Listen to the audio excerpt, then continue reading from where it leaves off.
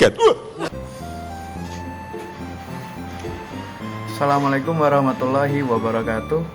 Halo semuanya, nama saya Muhammad Iksan Pratama dengan NPM 2024210134. Pada video hari ini saya akan memberikan cara membuat dashboard visualisasi data.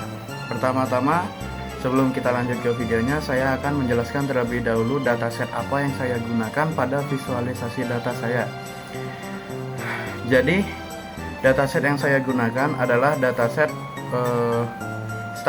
stats Pokemon per generasi dan tipe-tipe elemennya.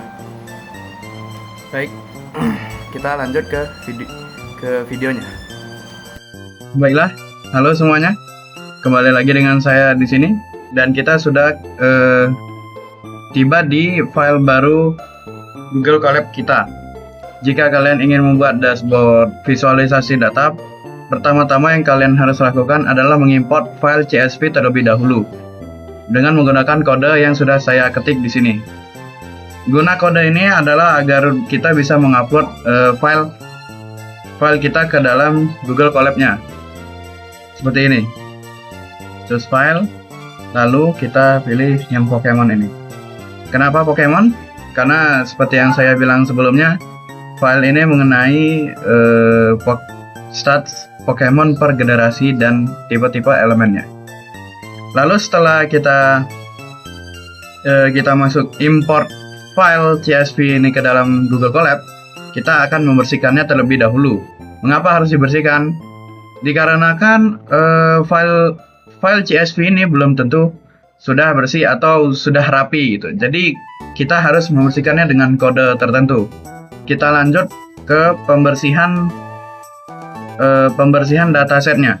Di sini sudah saya berikan kode untuk membersihkan filenya. Mari, jika ingin membersihkan file dataset ini yang sudah kita import di dalam Google Colab ini, kita harus klik tombol ini, lalu boom, starting data cleaning. Initial number of row 800, yang berarti baris dari dataset tersebut awalnya ada 800 data. Lalu setelah dibersihkan sebanyak 386 baris, hasil bersih dari datasetnya adalah 414 data.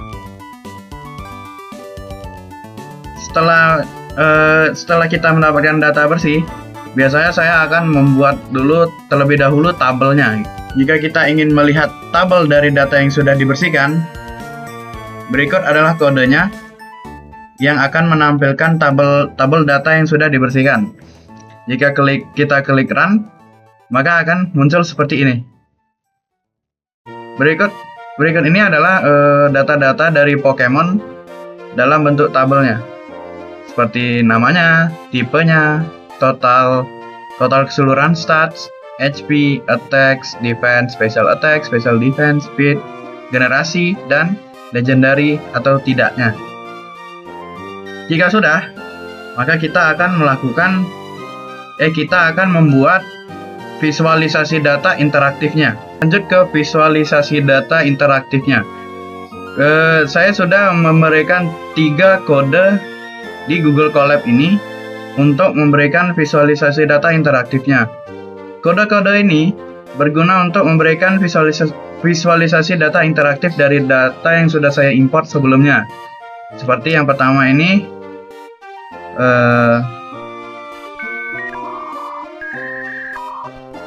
nah, ini adalah data distribusi tipe Pokemon.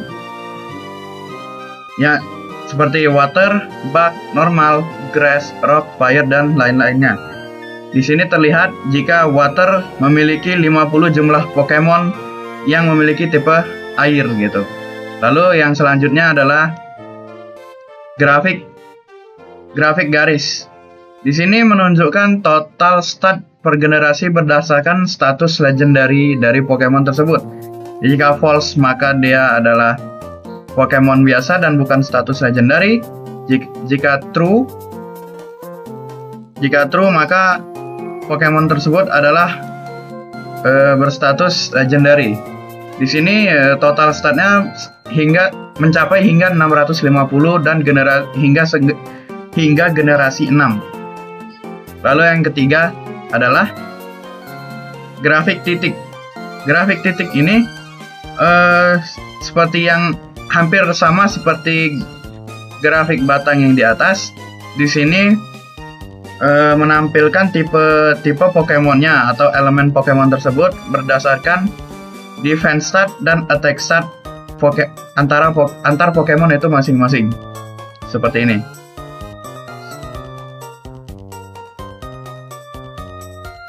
Baik, setelah saya menampilkan tiga grafik mengenai stats Pokemon tersebut, kita akan lanjut ke pembuatan dashboard visualisasi datanya. Sekarang kita lanjut ke proses pembuatan dashboard visualisasi data interaksinya. Pertama-tama, jika kalian ingin membuat dashboard visualisasi data, kalian harus membuat kode yang seperti yang saya tampilkan di sini, yaitu pip install Streamlit Point Graph. Lalu kita run terlebih dahulu. Nah, jika sudah ada centang warna hijau, berarti ini sudah berjalan atau sudah berhasil.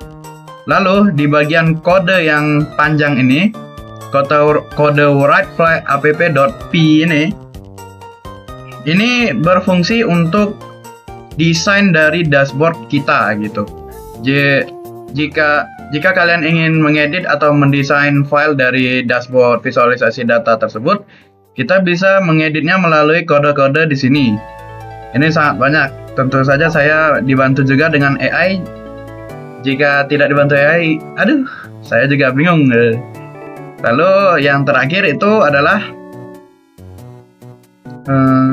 ini form find grok import and grok. Ini nih apa sih gitu? Ya, ini nih adalah kode untuk menampilkan tunnel ke ngrok, ke website ngrok.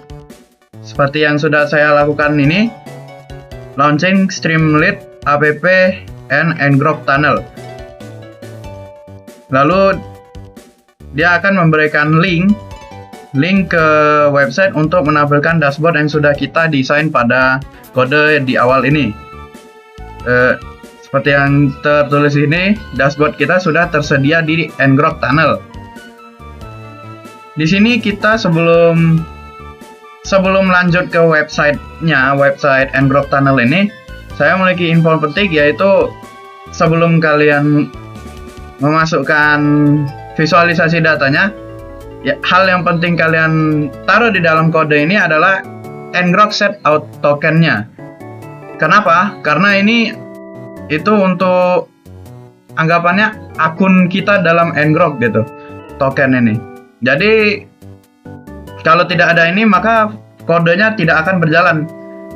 Dan juga setiap akun atau per akun itu, jika free mode, maka hanya bisa satu dataset saja, tidak bisa dua.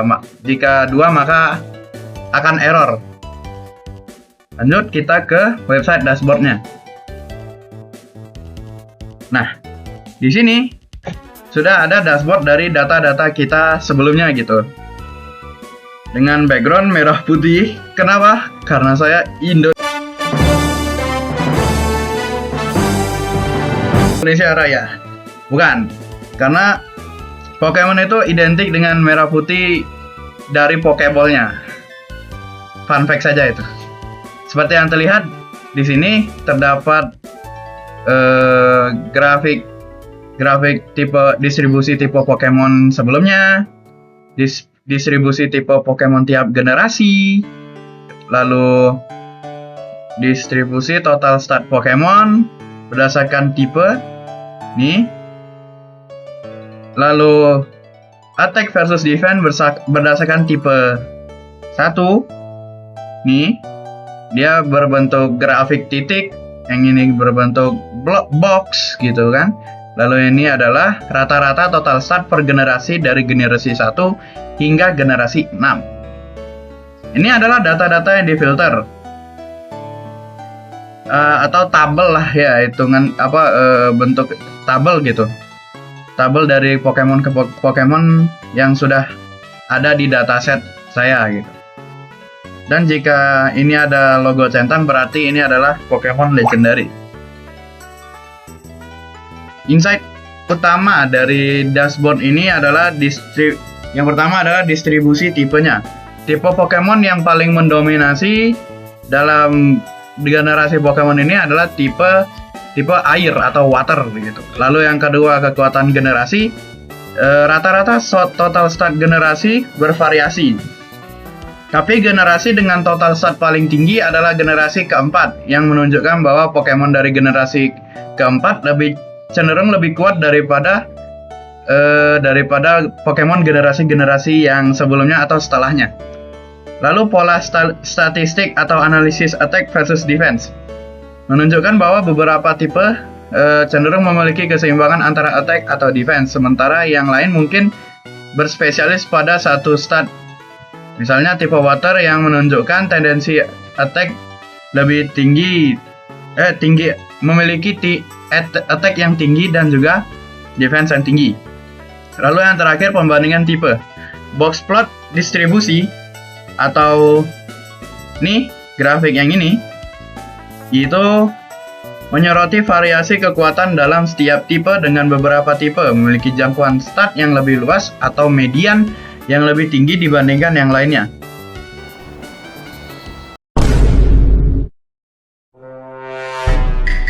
Baiklah, mungkin itu saja penjelasan saya mengenai pembuatan dashboard visualisasi data interaktifnya. Maaf jika saya ada salah kata atau kekurangan penjelasan, karena saya juga masih pemula. Saya tutupi. Wassalamualaikum warahmatullahi wabarakatuh.